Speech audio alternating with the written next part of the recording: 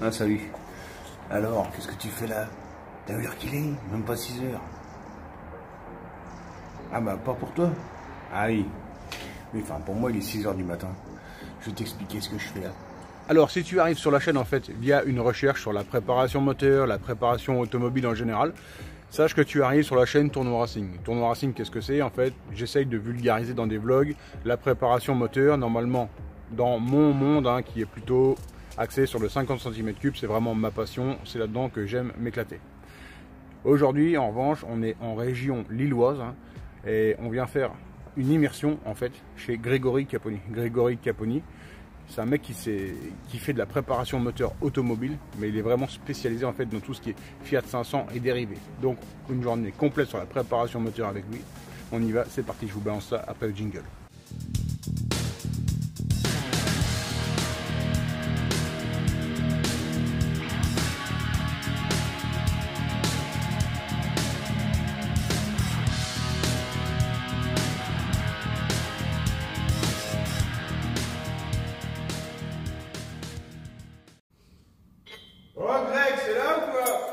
Gros.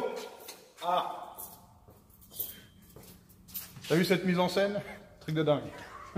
Alors Greg, tu nous expliques vite fait en fait qu'est-ce que c'est que tout ça? C'est un moteur de Fiat 500 qui d'origine fait 18 chevaux et 499 cm3. Ouais. Là on va essayer d'atteindre 65 chevaux avec une préparation. Donc l'augmentation du rapport volumétrique, augmentation du diamètre des soupapes, alésage. Donc là, on va essayer de passer, on va passer à 700 cm3 avec comme c'est des moteurs qui ont une géométrie un peu particulière, il y a un gros travail sur l'équilibrage pour éviter les vibrations à haut régime. Là, tout ce qui est vilebrequin, etc. Voilà. D'origine, le régime maxi est de 4200 tours minute. Là, on va approcher les 9000. Ah d'accord. Donc on double pratiquement le régime. Ok. Donc il y a un gros travail qui est fait là-dessus pour que ça tienne. Parce que c'est pas un moteur de drag, c'est un moteur routier. Donc il faut qu'il puisse faire 50, 60 000 km sans problème. D'accord, ok. Donc aujourd'hui on se retrouve, on va monter tout ça, puis voir un peu ce que ça donne en fin de journée, si on arrive à faire démarrer ou est-ce qu'on sera... Si on ne le prend pas dans la gueule. Allez, c'est parti.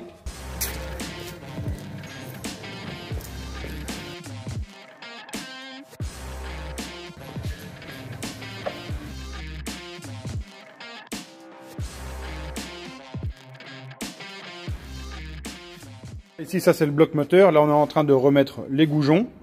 Et là-dessus, après, on va remettre le vilebrequin, les cylindres, etc. Mais là, c'est la première étape. Normalement, les blocs sont sablés. Hein. Là, pour le besoin de la vidéo, bon, on fait avec un moteur qui n'est pas sablé. Bon, il est quand même propre. Il faut rappeler que c'est un moteur de 1976. 76, celui-là. Ouais. Même année que le gros. Allez, c'est parti, on avance. Je viens avant tout pour faire le con. Regarde ce que j'ai trouvé. Un super palmer. Tu le vois, là, on est en train de se mettre en place. Hein. Le jour s'est levé maintenant. Il y a quand même pas mal de boulot en fait de préparation, notamment sur le carter moteur. Il y a des goujons à modifier, des goujons à raccourcir, etc. Parce que tu le verras après, il y a des culasses qui sont complètement différentes de celles d'origine. Enfin bref, il y a tout un micmac qui fait qu'il y a pas mal de modifs à faire sur le carter moteur déjà en lui-même. Donc là tu vois, il part sur le carter moteur du véhicule de série comme je t'ai expliqué. Donc c'est un moteur bicylindre, hein. Ça on n'en a pas parlé encore, mais là sur cette voiture-là c'est un bicylindre. Montage vilebrequin, tu le vois, pour le rentrer en fait, les masses d'équilibrage se démontent, tu rentres ton vilebrequin et après tu viens reboulonner les masses. Parce que c'est un vilebrequin spécifique d'origine, il est prévu pour passer au dixième de millimètre. D'accord. On est au placement produit de la journée. Et donc ça c'est à Lille ou c'est... À Guénin, Fiat 500 Passion, à côté de chez Douai, à côté de Douai. À côté de Douai. C'est Maxime, une personne qui vient de reprendre la société.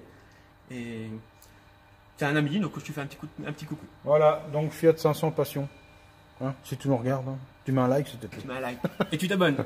Voilà, donc la première étape est réalisée, le vilebrequin est rentré. Ici, les masses d'équilibrage sont revissées, hein, frein filé forcément. T'imagines si une pièce comme ça venait à se barrer à 9000 tours, je t'imagine pas le dégât, elle te trouve le toit de la bagnole.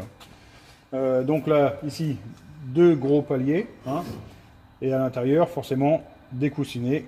Il n'y a pas de roulement hein, sur un 4 temps, je le rappelle, pour ceux qui débarquent de la mobilette ou du scooter, on n'a pas de roulement ici, hein, ça tourne sur des paliers, sur un film d'huile. Donc forcément, tu imagines bien des joints split de chaque côté. Et donc bon, bah, maintenant, c'est Greg qui va nous parler de son vilebrequin, savoir ce que c'est exactement. C'est un vilebrequin en acier forgé, avec une course de 70 mm qui est d'origine, avec les contrepoids démontables, qui font 700 grammes pièce. il y a une nitruration pour éviter, en cas de problème, une usure immédiate du vilebrequin. Et mais il y a une chute de pression d'huile, c'est le coussinet qui prendra en premier. Regarde ce que j'ai trouvé. Moi. Tu vois, la douille de 82. Nouvelle étape, donc là, c'est terminé. On passe ici sur la pose de l'arbre à cam. Arbre à cam forgé avec un profil très méchant. Donc on est à l'échappement, on est à 322 degrés d'ouverture sur 360 degrés. Et à la mission, on est à 328. Les cames sont tellement méchantes qu'elles viennent racler dans le carter. Donc il faut le tourner un petit peu. C'est un petit peu compliqué à mettre. Voilà. Calage, nos deux repères de calage de distribution. Et après, ici, on s'est bougé de quelques degrés via des trous houblons. Vous parlez hein, d'un arbre à cam agressif ou méchant. En fait, de quoi on parle? C'est de la levée de la soupape, c'est-à-dire de la hauteur ici de la cam. Hein, plus elle est haute, forcément, plus ça va appuyer sur la soupape. Et donc, plus la soupape va s'ouvrir, va se déplacer vers le piston. Et la durée de l'ouverture, en fait, c'est la largeur ici de la cam. Hein. C'est son profil. Plus elle est large, plus on va avoir un temps d'ouverture de la soupape qui va être long. Hein. Donc, à l'origine, on a une descente de soupape de 7,6 mm. Là, on est à 11,4 de descente de soupape. Ouais. Cette hauteur, comme tu disais. Et le temps d'ouverture, à l'origine, on est à 270 degrés, si je ne me trompe pas. Et là, on est à 328. On est en train d'équiper donc les pistons de leur segment. Ici, tu vois la bielle forgée avec de la belle visserie là. Franchement, ça, c'est de la jolie pièce. Je te dis pas que le reste, c'est pas terrible, mais ça, c'est de la jolie pièce. Tu vois une belle coupe de bielle en H. Un sacré morceau. Ça vaut combien ça? 500 € quoi. 210 € pièce. D'accord. Mais t'en achètes deux, elles font pas le même poids. Ouais. Donc c'est beau, mais il faut retoucher quand même. D'accord. Alors là, tu as quand même une petite vue du cylindre. Hein. Donc, refroidissement par air. Je ne sais pas si on l'avait précisé dans la vidéo. Alors, ça peut paraître comme ça rigolo, un refroidissement à air, mais il faut savoir que même chez Porsche, tu vois, ils sont restés en refroidissement à air jusqu'à 1996. Attends, je viens ici pour filmer et l'autre il me fait bosser. Alors il me dit bah vas-y monte les segments sur un piston, je fais l'autre. Et je lui dis mais je les tierce ou pas? Et il se fout de ma gueule parce que alors déjà tu sais peut-être pas ce que c'est de tiercer un segment. Enfin si tu veux tu vois tu as un piston comme ça et dessus sur un piston de 4 temps en général tu vois si tu as un segment, un autre segment, un autre segment. Bon, enfin c'est feu, enfin segment de feu, segment d'étanchéité, segment racleur, c'est comme ça qu'on appelle ça. Bref.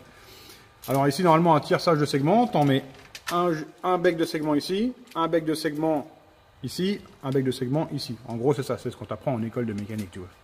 Parce qu'il faut savoir que là, sur un piston de 4 temps, tu vois, tu n'as pas d'ergot. Le segment, il est libre, il va où il veut, en fait. Il peut entamer une rotation, il s'arrête quand il veut, hein, même s'il veut, il s'arrête jamais. Bref, il rigolait et il me dit, non mais attends, tu crois quoi? Tu crois vraiment que tu vas mettre ton segment ici, il va rester là? Donc effectivement, le segment, même dans le moteur tournant après, hein, il peut tourner et il se met un peu à la place où il veut. Alors là, je rigolais, je lui dis, est-ce que tu as mis le piston le plus lourd? Parce qu'il y a un différentiel entre les deux bielles, tu vois. Les bielles, tu les payes, mais un différentiel de 7 grammes sur les deux bielles. Alors, 7 grammes, ça peut paraître rigolard comme ça, hein, mais 7 grammes lancés à 9000, ouais, on va dire à 8 ou 9000 tours, je sais pas te donner le poids que ça représente, mais il y a quand même une masse, hein, ça représente une sacrée masse. Et je lui dis, est-ce que tu as mis le piston le plus léger avec la bielle la plus lourde, tu vois, pour contrebalancer? Il me dit non, parce que les pistons ont exactement le même poids. Et donc la différence d'équilibrage des deux bielles, en fait, elle a été déjà reprise sur le vilebrequin, tel que là il est monté. Là, les mecs, ils vont... Allez, c'est parti, là, graissage des segments. Hein, et là, en fait, ça, c'est un outil qui va venir serrer le kiki à tous les segments en une fois, tu vois. Là, les segments se retrouvent tous comprimés.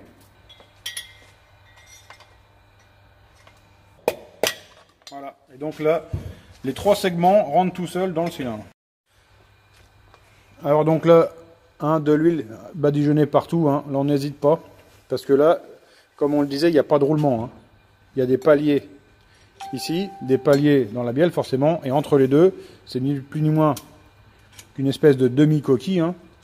Alors il y a plusieurs matériaux dessus forcément, mais en fait c'est cette coquille-là qui vient frotter directement Alors, je vais pas dire sur l'acier, parce que normalement, il y a le film d'huile, mais c'est pour ça qu'on badigeonne de l'huile en quantité, pour que ça puisse tourner librement. Parce que je le rappelle, hein, l'huile, elle arrive sur le 4 temps en pression, elle traverse dans le vilebrequin, et elle sort par les trous là. Et c'est le film d'huile qui fait qu'on observe la rotation sans frottement, sans ripage, sans rien. Le coussinet reste collé, rien qu'avec lui. Donc, le montage du haut moteur. Hein. Donc c'est l'ensemble complet. De la chemise, le piston et la bielle. Et on vient rattraper la bielle en dessous.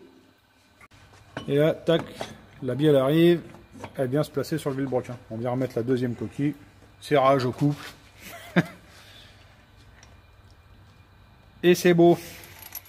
Ça, c'est de la belle vis. Franchement, je suis fan. ARP 2000. Je sais pas si ce détail a son importance, mais j'avais envie de le mettre dans la vidéo.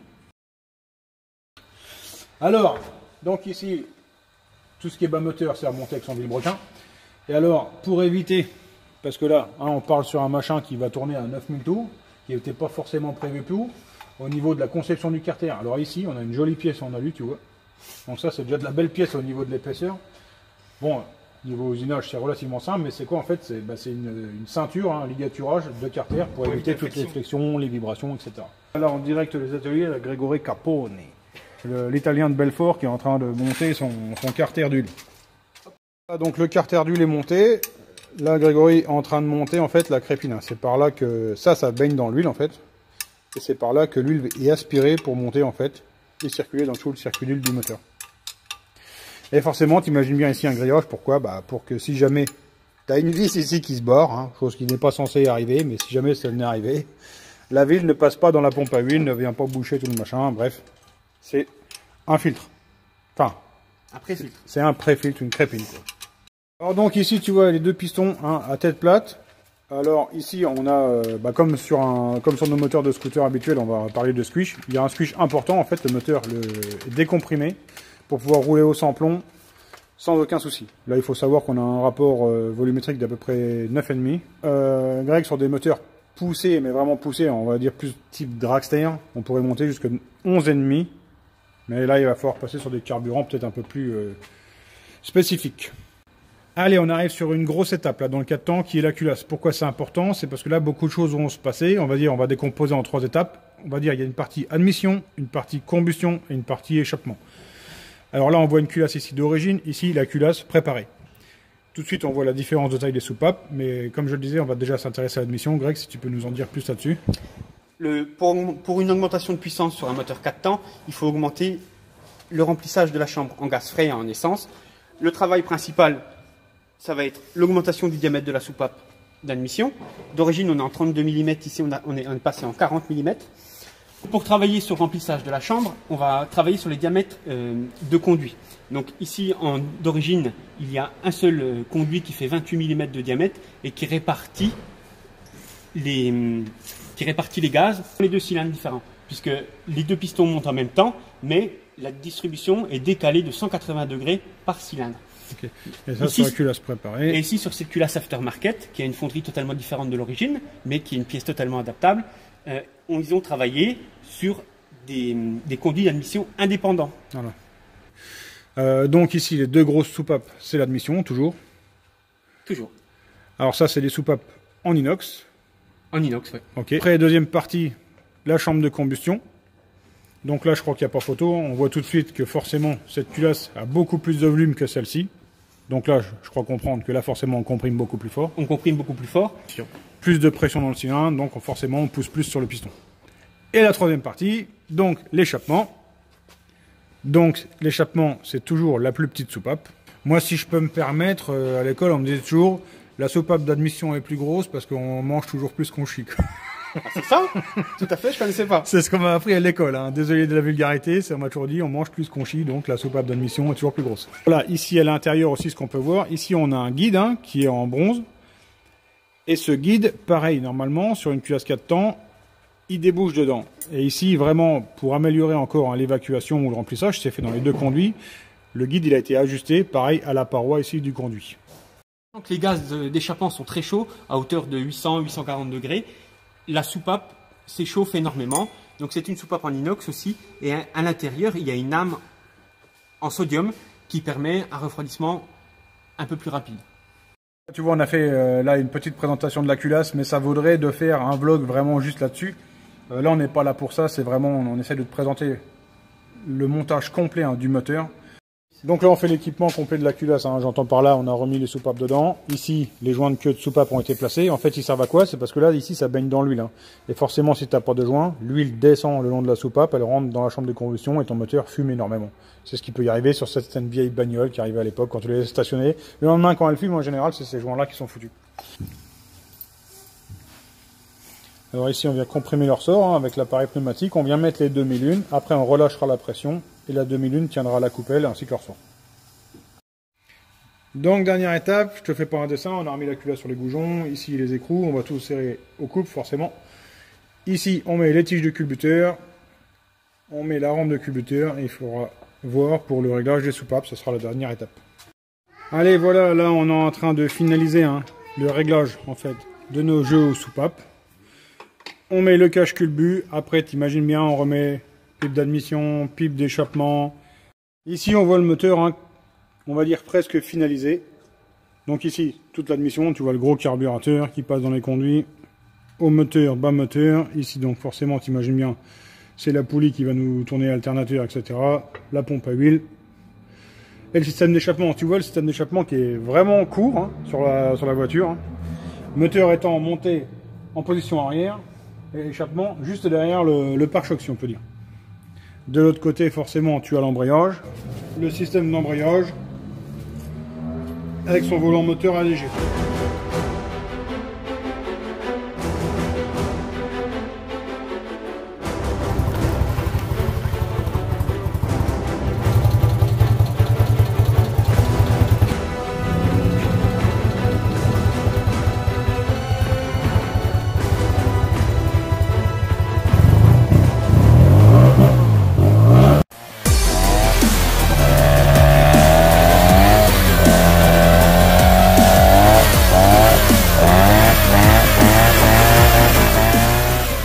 En gros, tu comptes suivant les motorisations, on va dire entre 30 et 150 heures de boulot, le temps de démonter le moteur, de la préparation, le remontage.